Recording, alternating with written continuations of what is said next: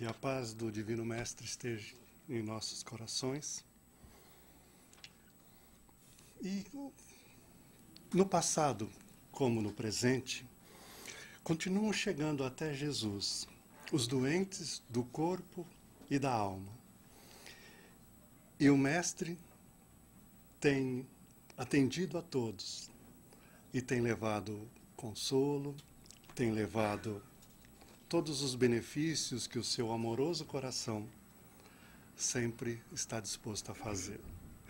Se nós fôssemos falar do médico de almas, essa manhã seria pouco. E necessário fosse que ficássemos aqui vários dias, para que possamos compreender e para que possamos falar de tudo que ele fez em benefício das nossas almas. Mas eu vou pegar somente um caso, que Marcos, no seu Evangelho, narra no capítulo 2, que é a história do paralítico. E nós vamos conversar um pouquinho sobre essa história, de maneira que possamos aprender um pouquinho com o Mestre e que possamos meditar um pouquinho sobre todo o ensinamento que ele nos trouxe. Havia um paralítico. Eu não vou ler, fica aqui de base para vocês. Eu vou contar um pouquinho a história. Mas a história começa com um paralítico, que, como nós sabemos pela doutrina espírita, ele era um espírito em expiação. Muito provavelmente, ele estava ali resgatando erros que ele havia cometido em outras vidas. A história não diz se ele era paralítico de nascença ou se havia se tornado paralítico depois de ter nascido. Mas, de qualquer maneira, fica válida a mesma afirmação. Ele resgatava erros do passado. Mas, no fundo do coração dele, ele já trazia algumas modificações. Eu tenho a certeza que esse paralítico não era revoltado. Na situação que ele estava ali, sempre dependente dos outros, sempre impossibilitado de se movimentar e de fazer qualquer coisa que fosse, ele não se revoltava com essa situação. Ele procurava compreender, aceitar aquele fato, e procurava, mesmo na condição de paralítico, dar o melhor de si. E esperar de Deus o que Deus podia fazer por ele. Mas o coração desse paralítico começou a bater de uma forma mais alegre quando ele ouviu pela primeira vez falar do Cristo.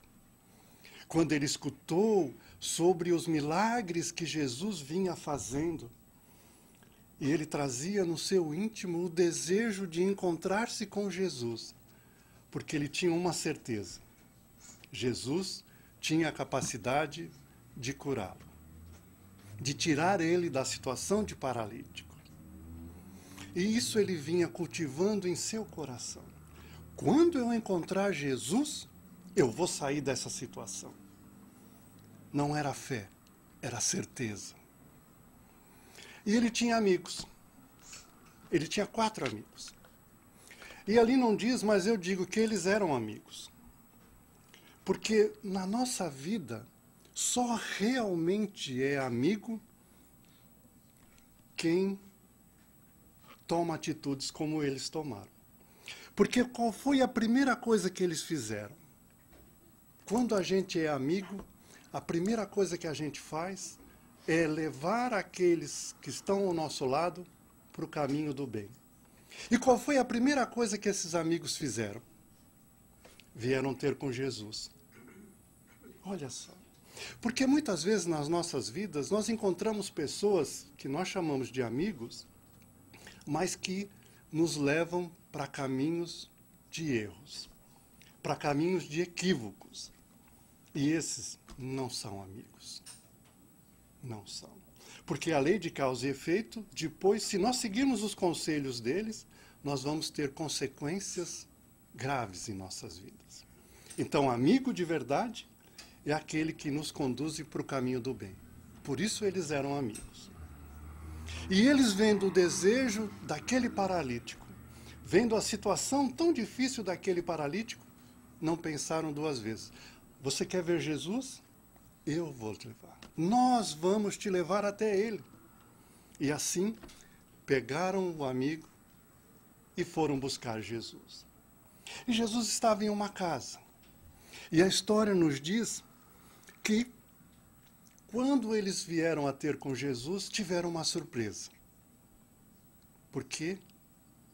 Porque havia uma multidão.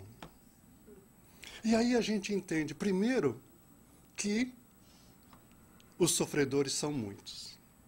Havia uma multidão. E segundo, que os ajudantes são poucos, eram 4. E o que será que era essa multidão, gente? É fácil o caminho do bem? Quando a gente se propõe, não, de agora em diante eu vou fazer o que é certo, é fácil? Não. Tem uma multidão de dificuldades quando a gente quer se modificar e quer fazer o que é certo. Agora eu pergunto para vocês, qual é o maior obstáculo nessa multidão? Qual é? Somos nós mesmos. O primeiro e maior obstáculo da multidão somos nós mesmos. Por quê? Porque é difícil mudar. É complicado trocar hábitos, costumes. É difícil. É a multidão, não é? E aí o que aconteceu com estes amigos que eram amigos de verdade? Quando eles viram a multidão, o que eles fizeram? O que nós faríamos? Eu digo por mim, se eu visse a multidão, eu pegava o paralítico e falava, meu amigo, vamos fazer o seguinte, vamos voltar para casa, né? A gente volta outro dia, né? Tá cheio de gente, não é assim que a gente faz? Né?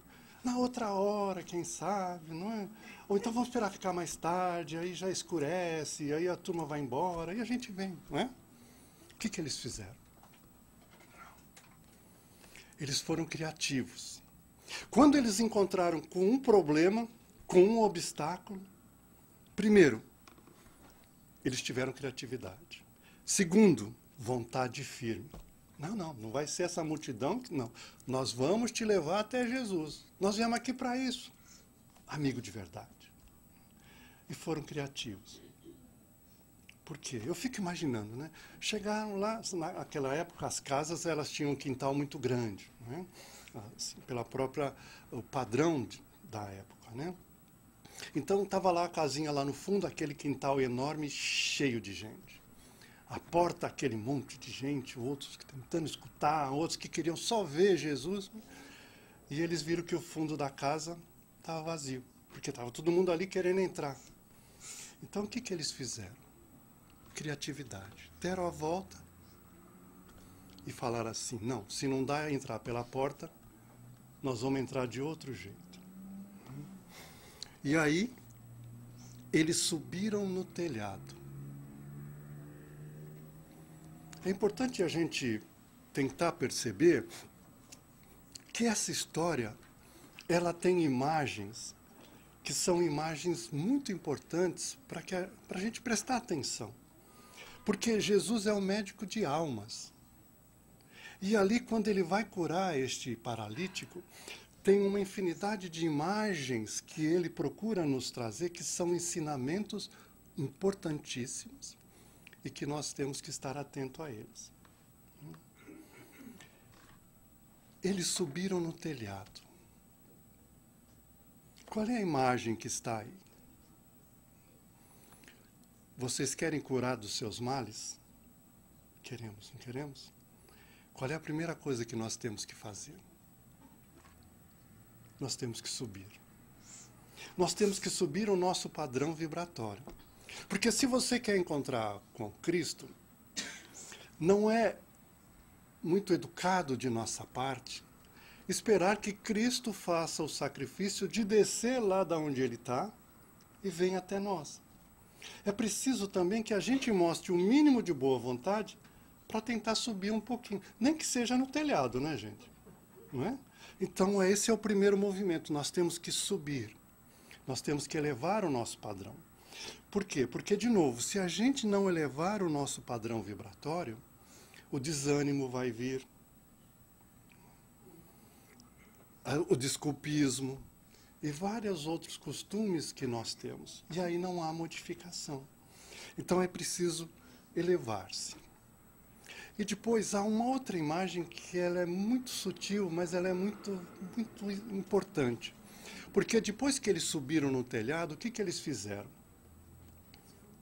Fizeram um buraco. Ah, mas tudo bem, né? Os fins justificaram aí, né? Mas quando a gente faz um buraco no telhado, qual é a primeira coisa que entra? A luz. Vocês percebem? Então é preciso fazer um buraco no nosso telhado também para deixar a luz entrar. E nós sabemos que a luz do mundo é Jesus. Então, quando nós queremos curar o nosso corpo, curar a nossa alma, nós temos que subir no telhado e abrir um buraco, para que a luz entre dentro de nós, para que ilumine o nosso interior, para que a gente possa começar a ter condições de fazer as transformações. E nós vamos ver daqui a pouco como é que Jesus reage a isso. E como é que o doente estava naquele momento? Eu fiquei pensando, quando eu estava trabalhando isso daqui, vocês já imaginaram que trabalho esses 4 não tiveram? Vocês já tentaram subir uma escada com um aleijado? Como é que eles já pensaram? Né? 4 ali, carregando um aleijado, um paralítico, e eles tinham que subir numa escada para ir até o telhado. Vocês já que trabalho, né, gente? Agora eu faço uma pergunta para vocês. Qual era a principal característica, qual é a principal coisa que tinha que ter ali naquele momento para que eles conseguissem chegar até o telhado? Não é força. Porque tem uma coisa que, se não tiver, o aleijado, o paralítico, não ia conseguir ficar na maca. O que é preciso para ficar na maca? Para levantar a maca precisa de força. Mas para ficar em cima da maca precisa do quê? Equilíbrio. Se a gente não tiver equilíbrio, ora a gente cai para um lado, ora cai para o outro e esborracha no chão. Então, para que a gente possa subir, para abrir um buraco no telhado, mais do que força é preciso equilíbrio. A gente precisa parar de ir para um lado e para o outro. Não. Equilíbrio. Porque sem o equilíbrio, não se fica em cima da maca. Vocês veem quantas coisinhas miúdas que está aí nessa historinha para a gente ir entendendo o processo. Então, Jesus, quando viu o sacrifício daquele grupo em vencer os obstáculos, em superar as dificuldades, a perseverar, a subir no telhado, a abrir um buraco, descer com todo o equilíbrio possível, aquele paralítico até ali aos pés de Jesus, Jesus, vendo a fé deles. Porque o que é fé? Muitas vezes a gente acha que fé é você ficar sentado e ficar assim, não, Jesus vai me curar. Não, eu acredito, Jesus vai me curar. E a gente fica lá, sentado, esperando Jesus curar. Aqueles mostraram fé, porque eles tinham a certeza que Jesus ia curar. Mas eles tinham também a certeza que eles tinham que ir até Jesus, para que Jesus os curasse. Ir até Jesus não é simplesmente estar na presença de Jesus. Ir até Jesus significa seguir o Evangelho de Jesus. Então eles começaram a seguir o Evangelho de Jesus. Faça ao próximo como a ti mesmo. Provavelmente foi isso que motivou os 4 a fazerem todo aquele sacrifício para carregar o paralítico até lá, chegar lá, ver aquela dificuldade, subir carregando o paralítico pelas escadas, abrir um buraco, descer o paralítico. Por quê? Porque eles se colocaram no lugar do paralítico. Se fosse eu que estivesse paralítico, eu gostaria de alguém que pudesse me ajudar a eu encontrar com Jesus. Então eles amaram o próximo como a eles mesmos. E amaram a Deus sobre todas as coisas. Porque eles tinham a certeza, se nós fizermos isso, nós vamos ser recompensados. E será que eles foram? Nós vamos ver. E aí, Jesus, vendo aquilo tudo, disse ao doente, não é? Os seus pecados estão perdoados. Mas ele não queria os pecados perdoados, ele queria o quê? Ele queria a cura. Ele queria a cura. E aí Jesus fala assim, os seus pecados estão perdoados. Por que será que Jesus falou isso? O que tinha uma coisa a ver com a outra? E aí, nessa pequena frase, Jesus resumiu muitas coisas que a doutrina espírita nos fala. Principalmente o perdão, a lei de causa e efeito, a lei de evolução, a renovação. Jesus, quando viu a situação daquele doente, ele percebeu que ele tinha todas as condições para obter a cura. Por quê? Porque a fé, a coragem, a abnegação e principalmente a transformação que ele fez já o havia livrado das consequências dos erros que ele havia feito no passado. Porque a doutrina espírita, e se vocês forem lá na Gênese, no capítulo 15, no item 15, Kardec, os espíritos falam para Kardec, e Kardec, ele nos narra isso tudo, né? Que nós sofremos no presente as consequências dos nossos erros no passado. Então, quando Jesus chega para o paralítico e fala assim, ó, os teus pecados estão perdoados, na verdade, ele podia ter dito de uma forma diferente, mas que significaria a mesma coisa. Ele poderia falar assim, meu filho, pagaste a tua vida, a tua dívida. A fé que agora você possuis eliminou totalmente a causa da tua enfermidade. Consequentemente, mereces ficar livre dela. Seus pecados estão perdoados. E aí entram em figura outras personagens que são importantes na nossa história. Porque ali, no ambiente, haviam várias pessoas. E Jesus, através da história, nos narra que eles eram os escribas. O que eram os escribas? Na época de Jesus, os escribas eram profundos estudiosos da lei de Deus. Então eles estudavam, tal, e eles conheciam muito a lei de Deus, né? Mas aí há uma outra imagem muito importante. Como era que os escribas estavam naquele momento? De que jeito eles estavam?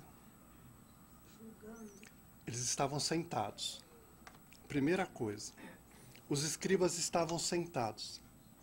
Quando a gente está sentado, a gente está caminhando? Não. Quando a gente está sentado, nós estamos imóveis. Então, os conhecedores da lei, que se achava que conheciam a lei, simbolicamente, eles estavam praticando a lei? Eles estavam sentados. E além de estar sentado, o que eles estavam fazendo? Aí sim, estavam julgando. Estavam julgando primeiro o poder de Jesus. Estavam julgando a fé daquele grupo de pessoas. Eles estavam ali e demonstra todas as reações contrárias ao nosso esforço. Porque, no mínimo, eles estavam dizendo ali, né? Porque ali diz, né? Quem pode perdoar pecados senão Deus? Então, na verdade, ele estava dizendo assim, esses caras são loucos. Jesus é louco porque ele acha que pode perdoar pecado. Só Deus perdoa pecado. Esses coitados aí estão loucos porque fizeram todo o sacrifício para nada. Tudo isso que ele subir no telhado, tudo isso para nada. Porque Jesus não tem essa capacidade. E, na verdade, o que eles estão representando dentro do contexto da história? Muitas vezes, aquela força que está dentro de nós mesmos. Que quando a gente começa, né? Não, agora, a partir de hoje eu vou mudar. Mas aí, no primeiro obstáculo, a gente fica naquela, né? Ah, mano, acho que eu vou deixar para amanhã, para a próxima encarnação. Dá muito trabalho essa história. E aí a gente vai entrando naquele processo de desânimo, de rebeldia. Então, de certa maneira, dentro de cada um de nós também há esses escribas sentados. Que a gente fica naquele jogo, né? O que é maior, a nossa fé, a nossa capacidade de mudar ou a nossa resistência, o nosso costume, né? E eles usam um termo, né, que chama-se arrazoando, né? Então eles ficavam arrazoando entre si. E arrazoar é que nem a gente faz, né? A gente fica discutindo. A gente não discute com a gente mesmo? Ah, eu toda hora, gente. Eu tenho vezes que eu fico aqui e aí eu fico assim, mas só comigo, né? Vocês não escutam. Né? Mas eu fico lá, né? Nossa, mas eu já não podia fazer essas coisas. Eu leio tanto, não é? Eu já tinha que ter comportado diferente. Mas aí eu venho e me defendo, né? Ah, mas é muito difícil. Isso é razoar, né? Eu tento, mas a Elisa, tem hora que ela exagera. Mas a gente tem que ter paciência, a gente tem que compreender os outros, né? Ah, mas paciência tem limite. Isso é razoar. A gente fica discutindo com a gente mesmo o tempo todo, não é? E aí eles ficaram razoando. Quem é esse que acha que pode perdoar pecados? E aí Jesus, né, e pior, eles falam isso blasfêmia. Né? Para nós hoje, blasfêmia não significa muita coisa. Né? Na época de Jesus, quem blasfemava contra Deus tinha uma consequência. Uma coisa simples, morte. Porque blasfemar contra Deus, a pena era de morte. E eles falam lá, né? Por que diz essas blasfêmias? E aí Jesus, com muita suavidade, mas com muita firmeza, ele dá uma resposta para os juízes que estavam ali, os escribas, né? E ele pergunta assim, o que é mais fácil? Falar que os teus pecados estão perdoados ou falar para o paralítico, levanta e vai embora? O que é mais fácil?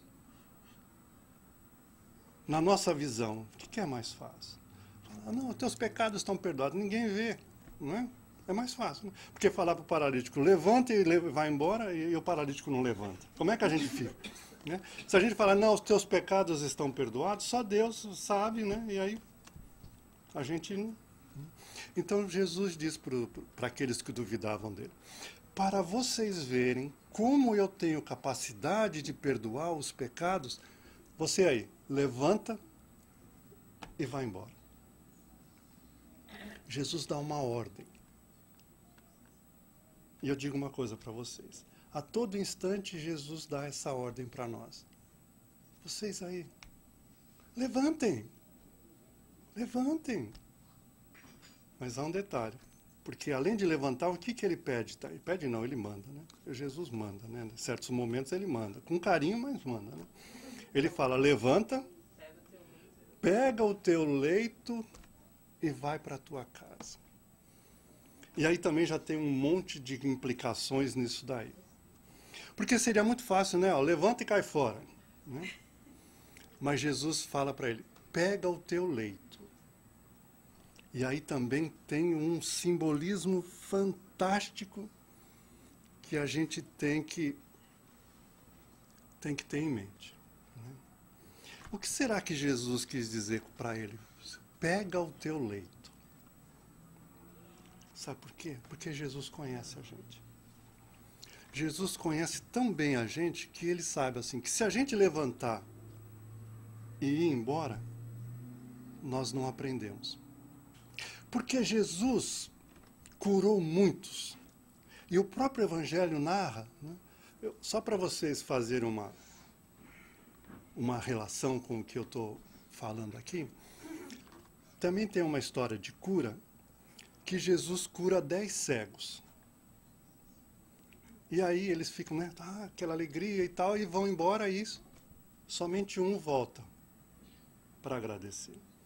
Os outros 9 que foram curados, não voltaram para Jesus. Depois de curados, caíram fora.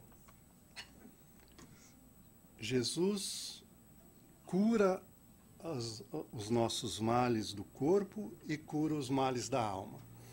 Daqueles 10 cegos, 10 foram curados dos males do corpo. E um foi curado do mal da alma. Os outros 9 não. Porque assim que tiveram o problema sanado do corpo, não voltaram para Jesus. Vocês entendem? Então, por isso que ele disse para o paralítico, assim, ó, levanta, mas leva a tua maca. Ele está querendo dizer, não esqueça tudo o que você passou. Pegue todo o sofrimento que você teve e transforma ele em aprendizagem. Porque se a gente é curado da nossa paralisia, mas não leva a maca junto, passa 2, 3 dias no máximo, nós esquecemos que nós fomos paralíticos um dia. E aí o que a gente faz? Besteira outra vez. Começa a fazer coisas que vão ter consequências e que no futuro eu vou estar de novo paralítico. Por isso que Jesus ele é tão insistente e fala, levanta, de novo. Quando ele fala levanta, qual é o símbolo que está aí? Quando ele era paralítico, ele estava deitado no chão. Então Jesus fala para ele, levanta. E nós vimos lá, quando eles levantam para subir no telhado, significa mantenha o seu padrão elevado. Então a gente vinha de um processo de doença. Então Jesus diz para nós, levanta. Ele foi lá e levantou o doente? O doente tem que levantar com as suas próprias pernas. Mas ele tem força para isso, porque ele recebeu através do apoio dos amigos, porque antes ele não tinha condição de levantar sozinho. Por mais que ele tentasse, ele não tinha. E ele precisava de 4 para carregar ele. Depois que os pecados dele foram perdoados, depois que ele fez todo aquele movimento, ele já tinha forças internas suficiente para levantar sozinho, sem precisar da ajuda dos 4. Então Jesus dá a ordem a ele, levanta, mas ele é que precisa fazer o movimento sozinho. E ele levantou. Aí Jesus diz, toma a tua maca. Não se esqueça de tudo que passou na sua vida. Tenha consciência de que isso foi consequência dos seus erros. Então é como ele dizia para os outros, vai e não peque mais. Vai e não erres. Leve este aprendizado para que você não repita os erros, para que você se transforme, para que você melhore. E aí, por fim, Jesus dá a última ordem a ele. Vá para a tua casa. Que Jesus está dizendo para ele assim, ok, perdoei os teus pecados, zerou a conta, você já não deve mais nada, eleve o seu padrão vibratório, não se esqueça do aprendizado de por que você chegou nessa situação, mas agora vem a última ordem. Ande, não fique parado, evolua, siga o teu caminho, vá para a tua casa. Qual é a nossa verdadeira casa? casa do Pai, porque nós somos filhos de Deus. Então, quando Jesus fala, vá para a tua casa, não é a casa material, é para que ele reconheça-se como filho de Deus e procure a casa do Pai. E a gente só encontra a casa do Pai conhecendo as leis do Pai, as leis de Deus, e procurar segui-las, e procurar viver de forma correta. Porque aí nós vamos conseguir nos manter longe daquele tipo de problema. Então, não fique parado.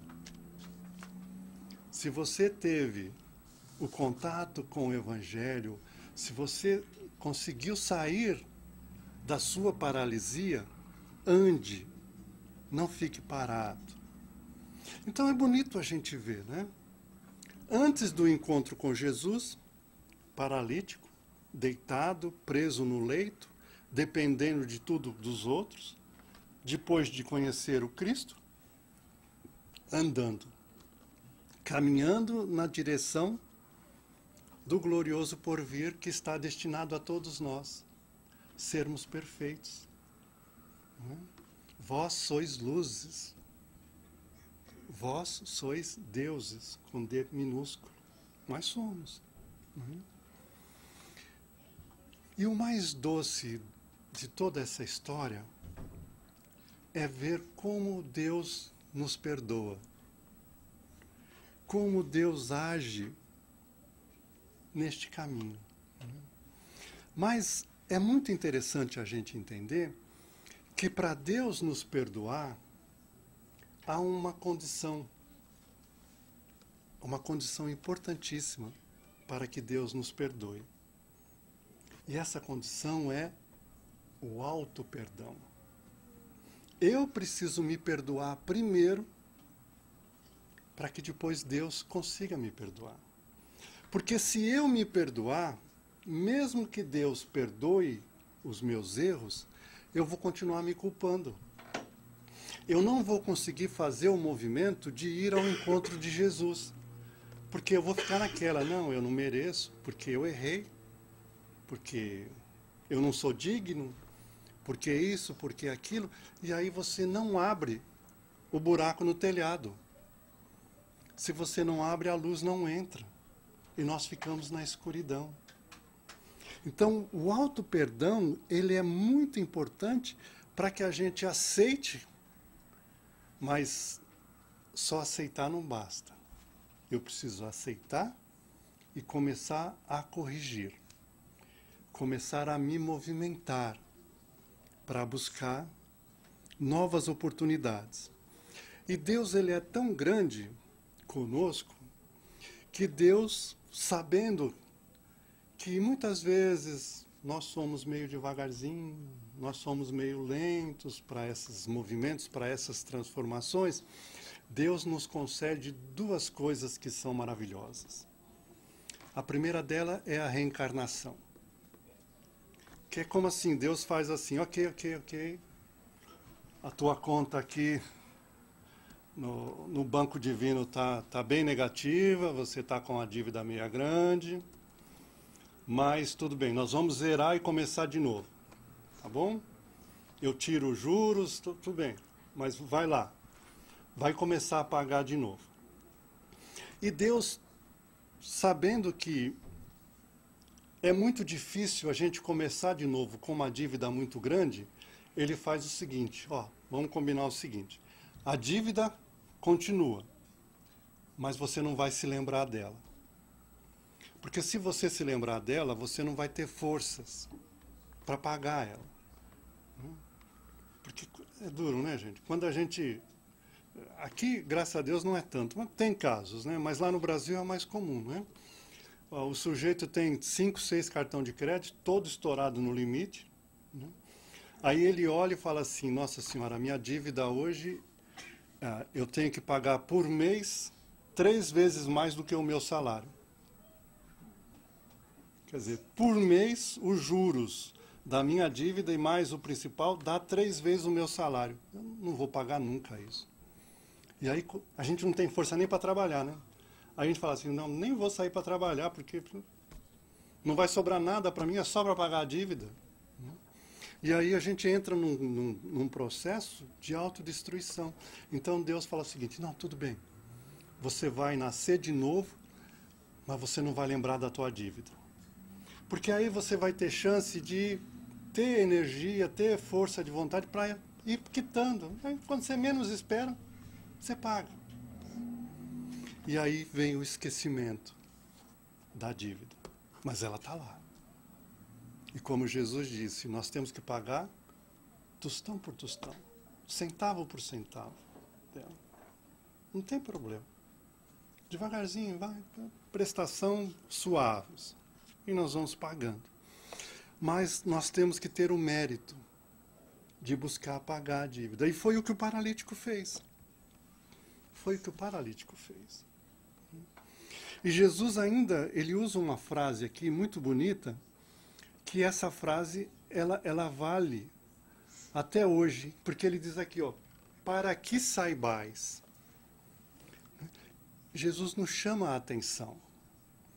Porque todas as vezes que dentro de nós, quem está falando mais alto são os escribas sentados, Jesus chama a atenção e fala assim, olha, para que vocês se lembrem de que o meu evangelho é o caminho, que o meu evangelho tem a força, eu vou comandar. Levanta e anda.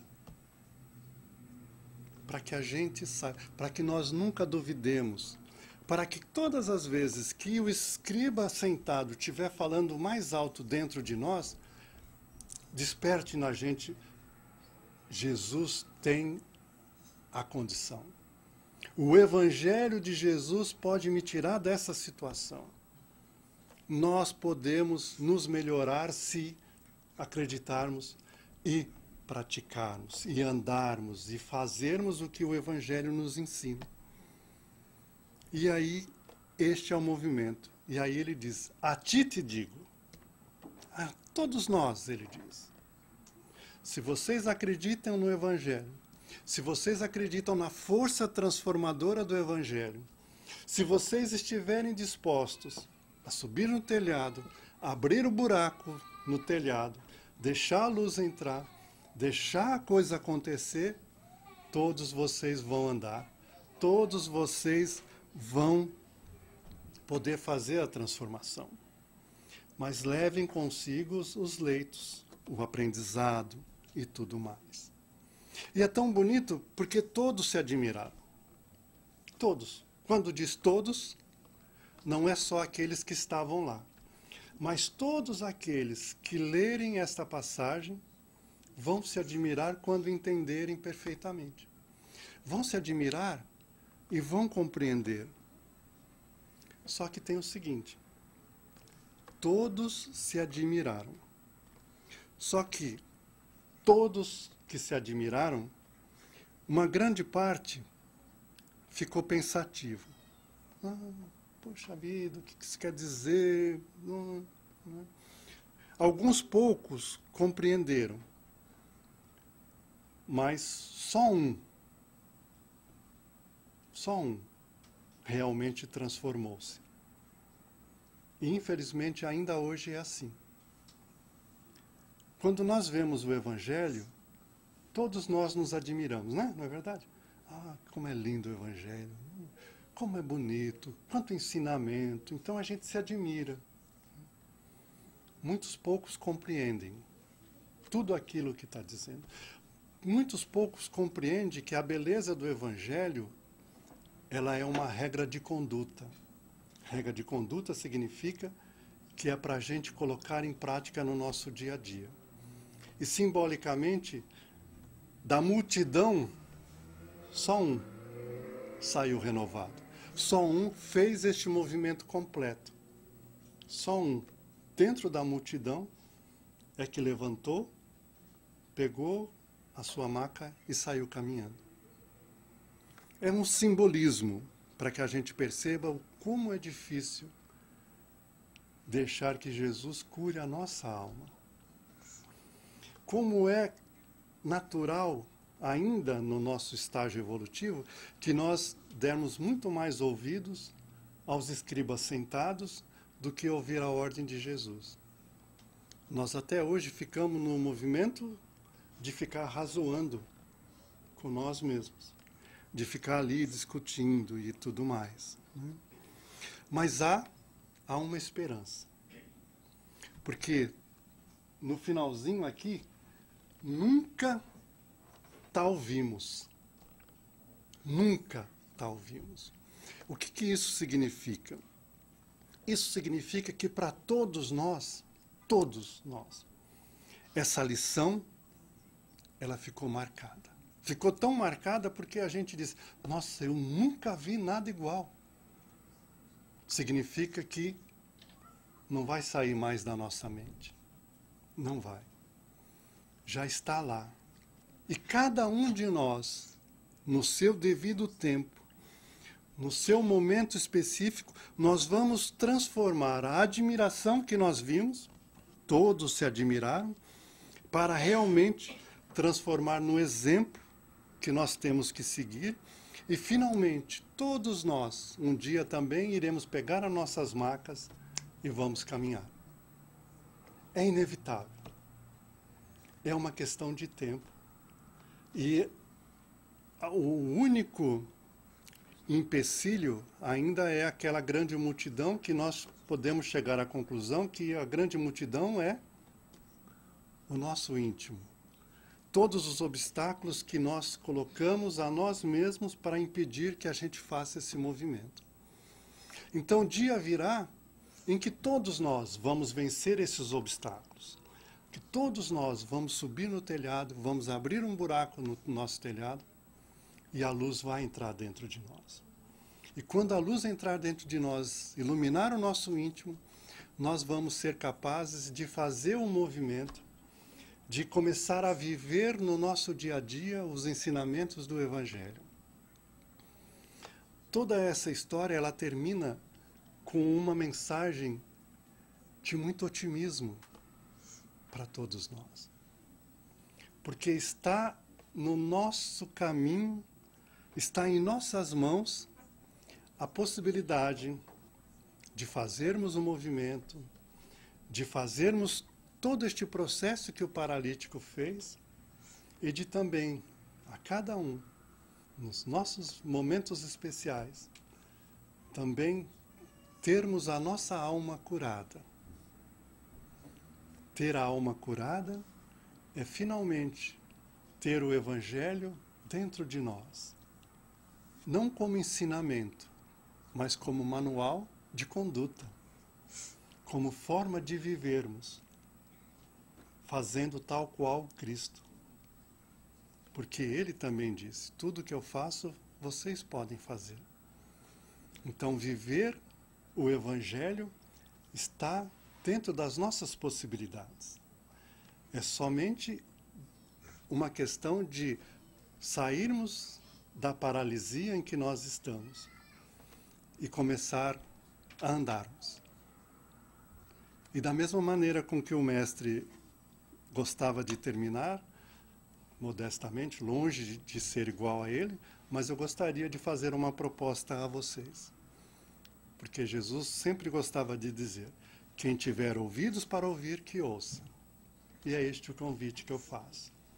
Que vocês possam não somente ouvir, mas que possam fazer as mudanças para que possam abrir o telhado de cada um de nós e deixar a luz entrar.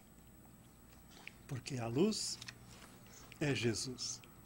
Essa luz só pode ser Jesus. Muito obrigado e até.